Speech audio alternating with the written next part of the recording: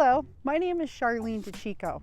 It is with sincere passion that I am eager to learn about people, culture, true history, and the overall human experience. Join with me as I embark on this journey. This is your Community Spotlight.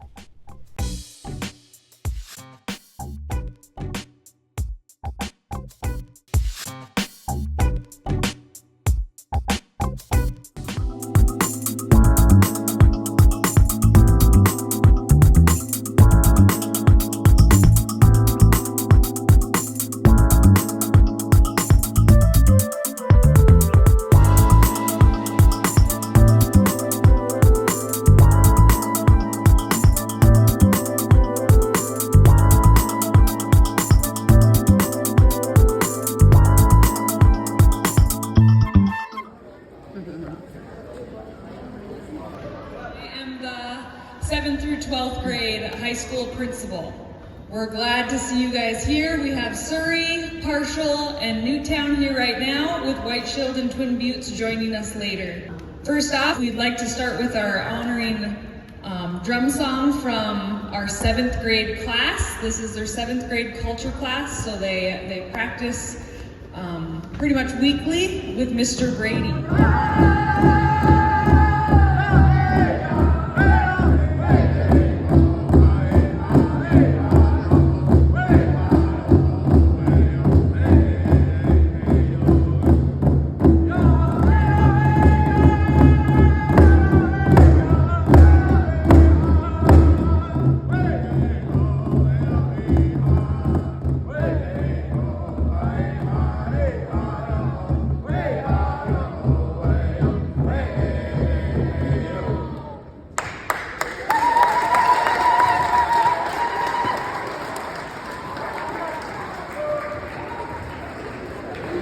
Good morning, everybody. First, I'd like to introduce our superintendent, Mrs. Bluestone. Thank you. I would just like to welcome all of you to our school. Thank you, Chairman, for showing up and providing us with a positive message. How can we expect you to dream if you don't know what you can dream about? So these opportunities today are for you to see plenty of opportunities, and something might spark your passion and you'll know where you're going. So thank you very much. Next, I'd like to introduce our guest speaker, Mark Fox, MHA Nation Tribal Chairman.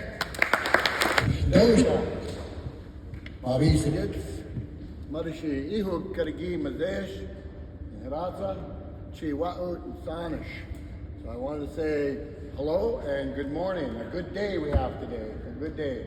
And I said to you in our native languages, in both Hidatsa and Arikara, my Indian name, my true name, as we say, Sage Man. But it's an honor and a privilege to be here today. Thank you to the Jum Group. Thank you to the Jum Group that sang for us today. Awesome job they did today. Awesome singing. I love to see that and what's going on. Of course, their instructor, that he happens to be my Mazuga, my little brother, and Damon. And he's done such an awesome job at the school and bringing back our culture and things of that nature, making it part of the learning environment. And we greatly appreciate that and everything that he's been teaching, not just here in Parshall, but throughout all the schools through the reservation as well. Let's give him a big round of applause. Again, thank you. It's an honor and a privilege to be here today. You have a big, exciting day. I had a chance to do this a couple of years ago. Councilman Packenow had the honor yesterday, and it's really a privilege to be able to just say a few words to you. And most people who know me say, hopefully he only says a few words because he can talk forever, and that's true. The thing that I want to just really touch on today, is, of course, is to thank our sponsors. Thank the staff and our sponsors for everything that they've done to bring everything together today. And you know, you have so many of them. We call them partners in the industry, partners in the field. But many of them are on board with us, as you'll see in the pamphlets that we have. They are people that are helping us develop our energy program for the last 10, 12 years here on Fort Berthold.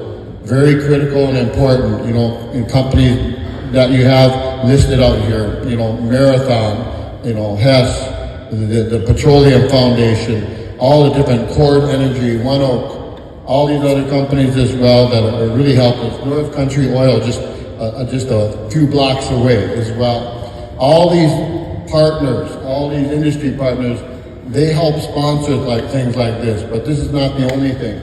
And it might be repairing roads, it might be other programs that we do, the celebrations we have during the summer, all these different things. And so without them, it'd be very difficult to do some of the things that we do.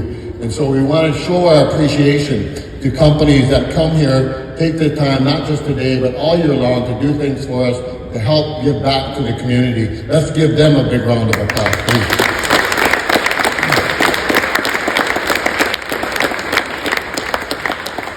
The message I'd like to share with you today briefly is this. Throughout your whole life, and you just had a couple people already speak to you, you're going to have more that are going to shed light on T4 and what's going to happen here. But everything that you do in your life, especially at this age that you're at now and the grade that you're in right now, these are all stepping stones. I call them stepping stones to the rest of your life. It might be playing football, like we have football going on tonight. It might be sports. It might be music. It might be education. It might be all these different things. A summer job. It might be as simple as going out and maybe pushing a lawnmower and earning some extra money so you can go to the state fair. There are so many things in life that become stepping stones in what we do.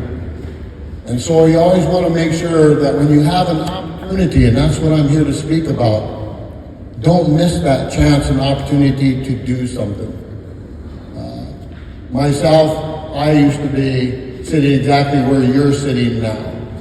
Different building, facing the same direction, just a few feet to the south there. Different bleachers, different old school we had. But sitting in here just like yourself, wondering what am I going to do in life. And very fortunate that I was able to listen to the teachers, their instructions, listen to the school, have them point me in the right direction, where I ended up going on later on into college, also went to the United States Marine Corps. These are stepping stones in life. And not all your stones are going to be good stones sometimes. Not all the experiences you have are always going to be good. You're going to have challenges. You're going to have tough times ahead of you sometimes. You're going to feel sometimes that you don't have hope for the future. But you got to keep remembering to keep moving forward on your stepping stones. And sometimes it's 2 steps forward and 1 step back. Everybody has to step back one time or another. But just keep moving forward in your life. And you're going to reap the benefits of doing that each and every time. So today you're going to learn about many things here, about opportunities to do different types of work. Here on Fort Berthold, we're so proud of what we've done in development. You can go out and work on an oil rig. You could go work on our rural water system. You could go up the hill where I'm going to go in about an hour and a half to the greenhouse, phase 1, largest greenhouse in North Dakota in just a few months. We're going to build 3 to 4 phases on that greenhouse. It will become one of the largest greenhouses in the world because we're capturing this gas, compressing it, and going to grow food all year long. First year, 2 million pounds. You could be a grower in there. You could be a technician in there. There are so many things out here that we're working on, not just energy, but all the supporting systems that you have to have in that regard. You could be a business owner. You could make a lot of money.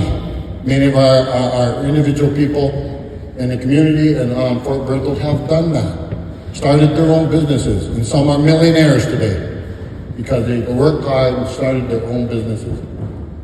And so we want to encourage that. That's a good thing to do. So bear in mind that this is another stepping stone for each and every one of you. Pay as much attention as you can. I know it's hard sometimes. Sometimes we're tired. I just flew in at midnight last night, coming back from a very important trip. Got an opportunity to watch, as some of you may have seen on the news, the implosion of the Tropicana in Las Vegas, dropping to the ground, exploding at 2:30 in the morning. 2:30 a.m. in the morning the night before, and dropping to the ground. And these are opportunities in my job, my current responsibility as chairman, as the leader of our governing body, to experience these things and to learn from them. And then grab that knowledge and then apply it. Apply it to your own benefit as you grow older. Apply it to the benefit of those who depend on you, your family and others. But always apply it for the benefit of others in general. You know, be good public servants, be good people, be community involved. Help this world be a better place. These are important things as you grow older in your stepping stones, and to always bear in mind. And so I thank you this morning. You're gonna have a lot of great things going on. Got more schools coming, more students, but it's an honor and privilege to be here to share these few words with you. Now make hay of it. Take advantage of this opportunity. Have a good day, and remember, especially here, the Parshall. I'm from here. I have a lot of relatives I see on my left side over here. I have a lot of some friends over here on the right. In the middle, Parshall. That's where we're from. I live in a community. Know most of you all sitting in here. Son up there pointing at himself. Hey, everybody. But the thing is here, Parshall. Let's show them how we're good hosts. Let's show them why this new school and everything that we have to offer is going to make a really nice day and worthwhile trip for each and every one of them. Show them kind of how we treat our visitors, just like we did with Lewis and Clark a long time ago, just like we did with many others who come to our area to say, this is the place you want to come to because the people are good and they treat you good. And so with that, I say thank you for listening to me. Have a great day. I appreciate it. And again, not for me, but for the staff to my left who work so hard, all the others and all the industry partners and all the other entities out here that are helping on this day in the back of this brochure. Let's give them a nice round of applause. Thank you very much. So, next I'd like to introduce Mr. Ken Ellis, our T4 director. He will be explaining to you guys what T4 is and why you are here. The T4 today is going to be an opportunity for you to start talking to professionals in the various fields. Welcome to T4. Basically, this is a stuffing box. We're going to be showing kind of what it does, or explaining what it does, and showing them how to tear apart a packing and change packing out. So just some of the basic oil field stuff that, just to give a tutorial. So what the stuffing box does is the polish rod goes through. This is your rod string. This is what pumps the oil out of the ground. Your stuffing box actually keeps any fluids or gas from coming out. So it's your barrier between your fluid column and your gas column and above ground. We're here today with Hess Corporation. This is our pipe fitting exercise, and so the students will get to come up here and they kind of learn about all the pieces that are in front of them, and then they build a model based on the instructions in front of them, and that's what this activity is. All of our activities are just oil and gas related jobs. I'm Justin with Hess Corporation. So here we've got a display showing a couple different things. Over here we can see all sorts of products that are in your home that are made from petroleum-based things that we produce. So you see a lot of very common household products, and we've got paints, Vaseline, so on, medicine, plastics, of course. Over here we see some equipment you might see out in the field, so some basic things like here's a globe valve. You've got a check valve here, so you can kind of see the insides of that. Off to this side, we've got a few pictures and a diagram here of a treater. So this is what actually is separating the oil, water, and gas that we bring to the surface.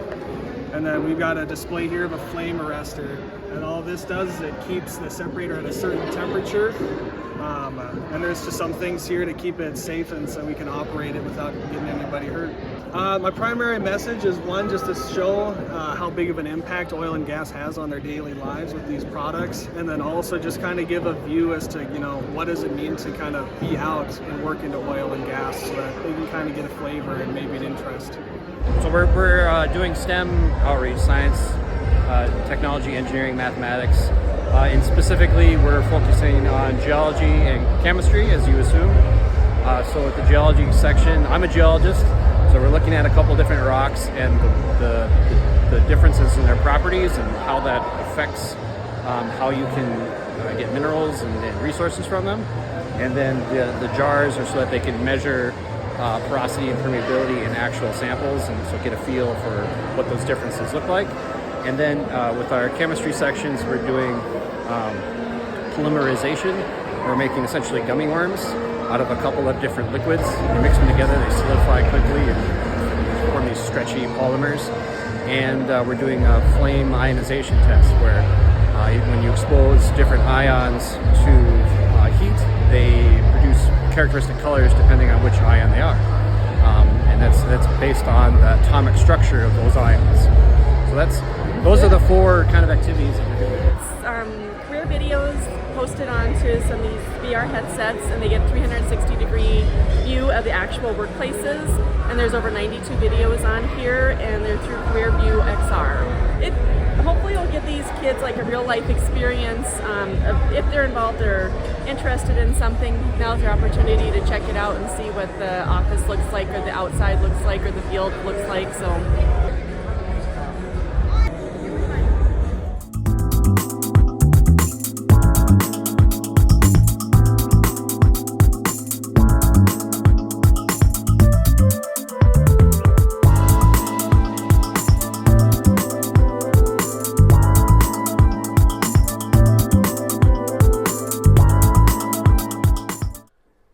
We thank you for watching today and having an open ear and coming in the spirit of being together in community. So everyone is welcome to be here at Bethel at any time. If you wish to talk to me, the easiest way would be to see me in the community, of course, and to be welcome, because everyone is welcome, to our worship on Sunday morning at 11 o'clock. Thank you for listening, and thank you for your spirit in making our community what it is.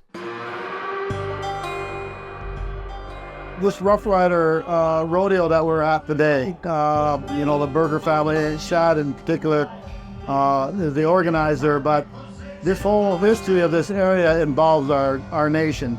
Mandan itself is named after one of our tribes. The Mandan head out to the Rikra. And so our history is very rich here.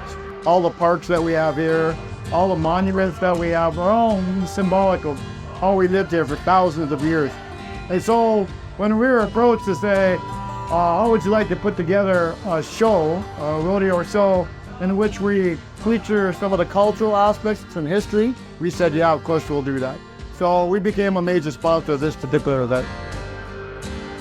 It's important when people come here to watch this rodeo that they understand the meaning of the history and people that were here before and they're still here today. With your dancers, your history, the singing, the teepees and things of that nature. And these are celebrations that go on all warm summer long, right? And so we start in May and we end up this last week here in the United Tribes, where we have thousands of dancers and singers and tens of thousands of people, 100,000 people that come into the city to enjoy the culture. And it's kind of like the grand event of all the summer dancing in Powell. We work a lot with our youth. We sponsor training, rodeos, all for our youth, because long ago our MHA people were top competitors in the world out at NFR long ago in the 50s and the 60s. MHA riders and the Hall of Fame on a national and state level were there. Now we've gotten a position that we can help promote the sport again. You see a lot of our young athletes or young adult athletes starting to rise up to go back to compete at that level, on the world level. So we're going to be so excited in the years to come here, in the next decade. All the riders are going to come out of this area and perform at that kind of level, and who knows, be world champions like we've had in the past.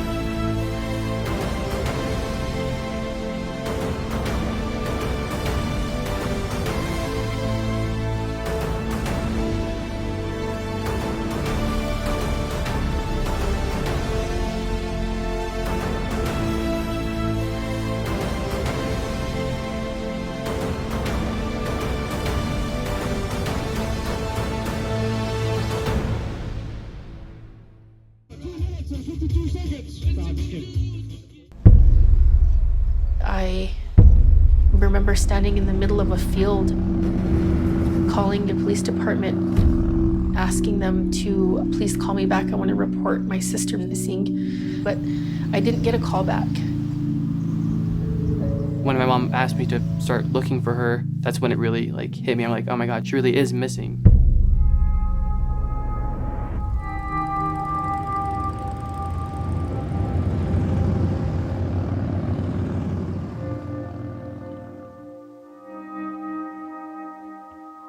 When I first met Heather, I asked her, what can I do to help?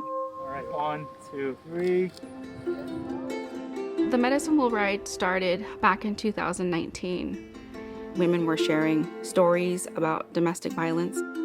One of the riders, her daughter was murdered. It was just like one after another saying, well, what can we do on this epidemic, of MMIW? That ache inside of your chest never goes away. The love you have for them never dissipates.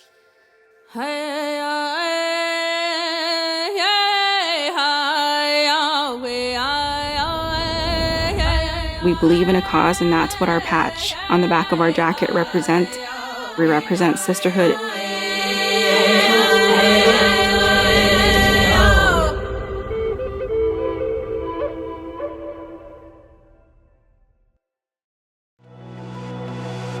Anyone can choose to make a difference.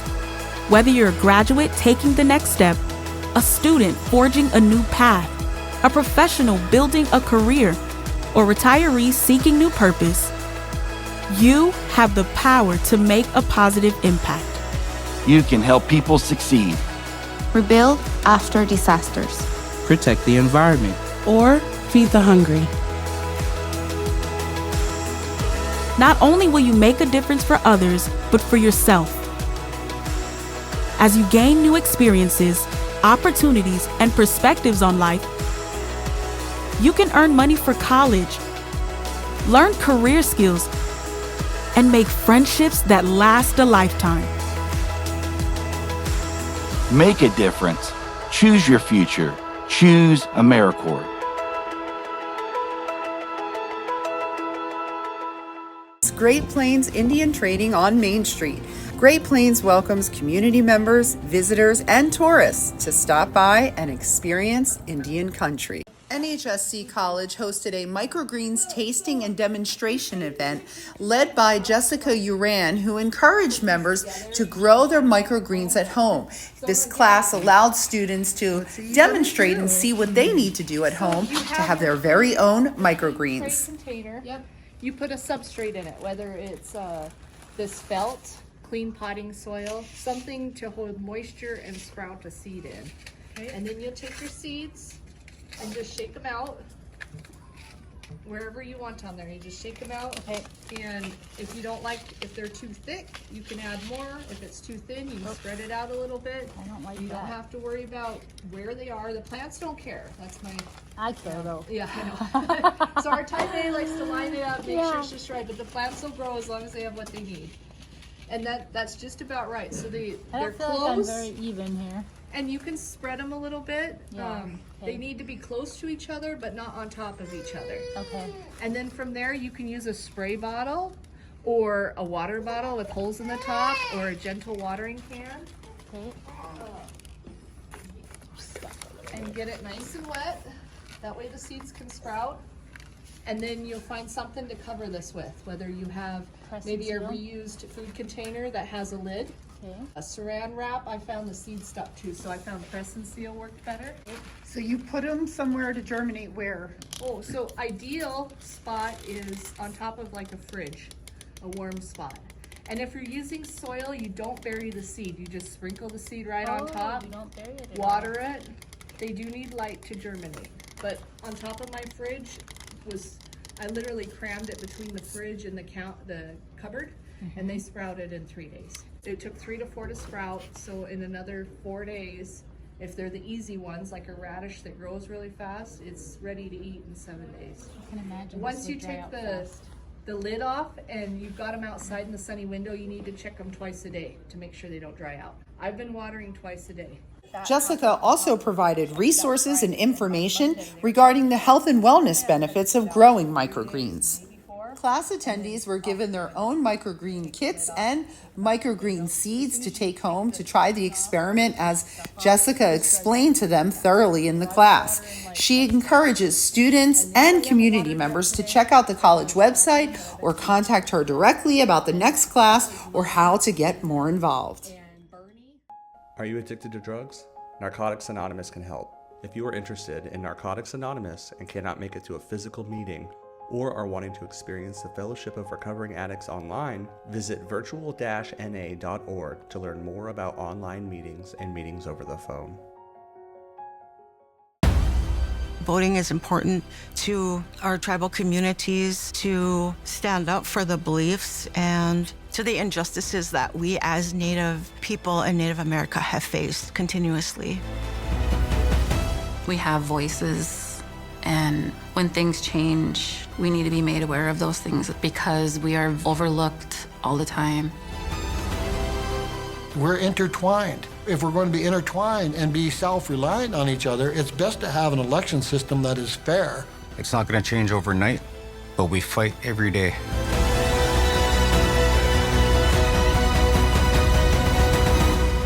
When I was growing up, my grandmother used to always say to me, one day you're going to be standing up for your people.